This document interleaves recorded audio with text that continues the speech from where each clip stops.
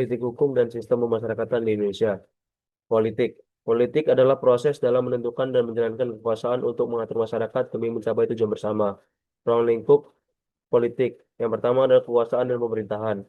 Membahas siapa yang berkuasa dan bagaimana kekuasaan dijalankan, seperti presiden dan lembaga negara. Kedua, kebijakan publik. Keputusan pemerintah yang berdampak pada masyarakat, seperti undang-undang dan program sosial. Tiga, partisipasi masyarakat. Keterlibatan warga dalam politik, seperti pemilu dan demonstrasi. Hubungan negara dan warga negara. Mengatur hak dan kewajiban masyarakat terhadap negara. Tujuan dari politik, menciptakan kesejahteraan, menjaga stabilitas, dan mengatur kehidupan masyarakat. Kedua, ada hukum. Hukum adalah aturan yang mengikat masyarakat dan memiliki sanksi untuk menjaga ketertiban. Ruang lingkup dan penjelasan. Hukum pidana, mengatur kejahatan dan hukuman, seperti pencurian dan pembunuhan. Hukum perdata, mengatur hubungan antara individu, seperti perjanjian dan warisan. Hukum tata negara, mengatur sistem dan struktur negara, seperti undang-undang, dasar, dan lembaga negara. Hukum administrasi negara, mengatur hubungan pemerintah dengan masyarakat dalam pelayanan publik seperti perizinan. Tujuan dari hukum, menciptakan keadilan, menjaga ketertiban, memberikan kepastian hukum. Politik hukum. Politik hukum adalah kebijakan negara dalam menentukan arah pembentukan dan pelaksanaan hukum. Ruang lingkup dari politik hukum adalah pembentukan hukum, proses pembuatan undang-undang oleh negara, penegakan hukum, pelaksanaan hukum oleh aparat seperti polisi dan hakim, reformasi hukum, perubahan hukum masyarakat, mewujudkan keadilan sosial, dan mengarahkan sistem hukum negara. Tujuan, menyesuaikan hukum dengan kebutuhan masyarakat, mewujudkan keadilan sosial, mengarahkan sistem hukum negara. Pemasyarakatan, pengertian. Pemasyarakatan adalah sistem pembinaan narapidana agar menjadi lebih baik dan dapat kembali ke masyarakat. Ruang lingkup dari pemasyarakatan, yang pertama ada pembinaan narapidana, proses perbaikan melalui pelatihan dan pembinaan mental.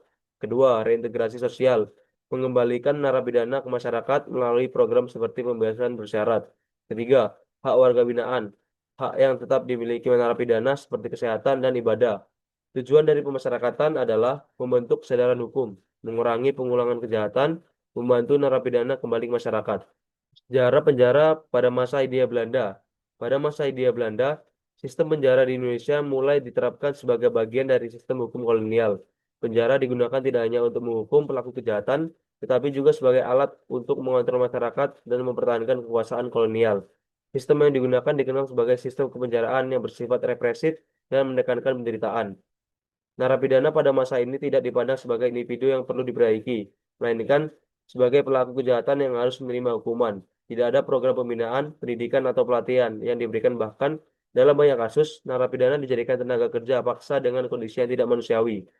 Sistem ini berorientasi pada pembalasan dengan tujuan utama memberikan efek jera. Akibatnya, narapidana tidak mengalami perubahan perilaku yang signifikan dan banyak yang kembali melakukan kejahatan setelah bebas. Setelah Indonesia merdeka, sistem penjara yang diterapkan masih banyak dipengaruhi oleh warisan kolonial Belanda. Hal ini terjadi karena belum adanya pembaruan sistem hukum secara menyeluruh. Meskipun demikian, mulai muncul kesadaran bahwa sistem penjara yang lama tidak sesuai dengan nilai kemanusiaan bangsa Indonesia. Pemikiran baru mulai berkembang bahwa narapidana tidak hanya perlu dihukum, tetapi juga perlu dibina agar dapat berubah menjadi lebih baik. Namun, perubahan ini belum berjalan secara optimal karena sistem lama masih digunakan dalam praktik sehari-hari. Masa ini menjadi masa transisi di mana terjadi pergeseran pola pikir dari sistem penghukuman menuju sistem pembinaan. Pemerintah mulai menyadari bahwa tujuan penjara tidak hanya untuk menghukum, tetapi juga untuk memperbaiki individu agar dapat kembali ke masyarakat. Perubahan sistem penjara di Indonesia didorong oleh berbagai permasalahan dari sistem lama. Salah satu masalah utama adalah tingginya tingkat pengulangan kejahatan atau residivisme, yang menunjukkan bahwa sistem penjara tidak efektif dalam memperbaiki narapidana. Selain itu, kondisi penjara yang tidak manusiawi menjadi perhatian serius.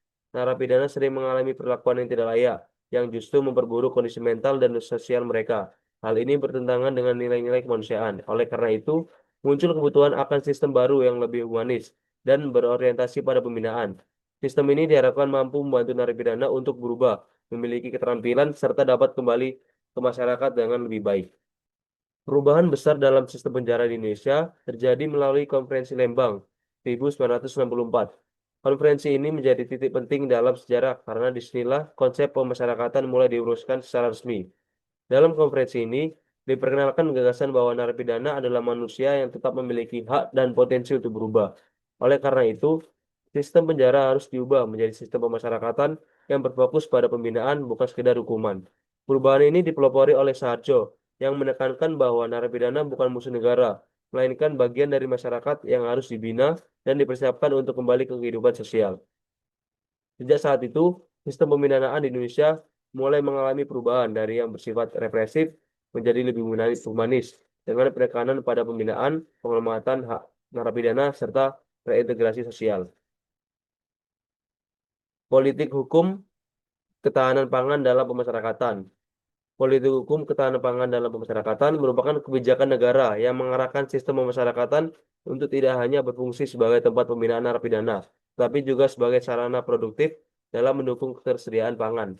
Kebijakan ini menunjukkan bahwa hukum tidak hanya berfungsi mengatur dan menghukum, tetapi juga berperan dalam pembangunan nasional, termasuk di bidang ketahanan pangan.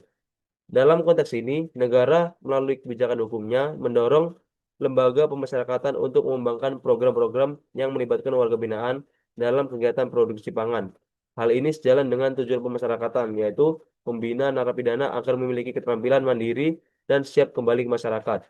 Ruang lingkup politik hukum ketahanan pangan dalam pemasyarakatan meliputi pengembangan kegiatan pertanian, peternakan, dan perikanan. Di dalam lapas, selain itu, kebijakan ini juga mencakup pemberian pelatihan keterampilan kerja kepada warga binaan, serta pengelolaan hasil produksi untuk memenuhi kebutuhan internal. Salah satu contoh penerapan dapat dilihat dari Lapas Narkotika Nusa Kambangan, di mana warga binaan dilibatkan dalam kegiatan pertanian dan budidaya ikan. Hasil dari kegiatan ini digunakan untuk memenuhi kebutuhan pangan di dalam lapas sekaligus memberikan keterampilan praktis kepada narapidana. Contoh lainnya terdapat di Lapas Kelas 2A Sukamiskin yang mengembangkan program pertanian dan perkebunan. Warga binaan dilatih untuk mengelola lahan dan menghasilkan produk pangan yang bermanfaat. Selain itu, beberapa lapas lain di Indonesia juga mengembangkan peternakan seperti ayam dan ikan, yang tidak hanya mendukung kebutuhan internal, tetapi juga memiliki nilai ekonomi. Kesimpulan, perkembangan sistem pemasyarakatan di Indonesia menunjukkan perubahan dari sistem yang bersifat menghukum menjadi sistem yang lebih manusiawi dan berorientasi pada pembinaan. Politik hukum dan politik memiliki peran penting dalam membentuk sistem tersebut agar sesuai dengan kebutuhan masyarakat. Demikian pemaparan yang dapat saya sampaikan. Semoga materi ini dapat memberikan pemahaman mengenai pentingnya sistem pemasyarakatan yang berorientasi pada pembinaan dan kemandirian. Sekian dan terima kasih.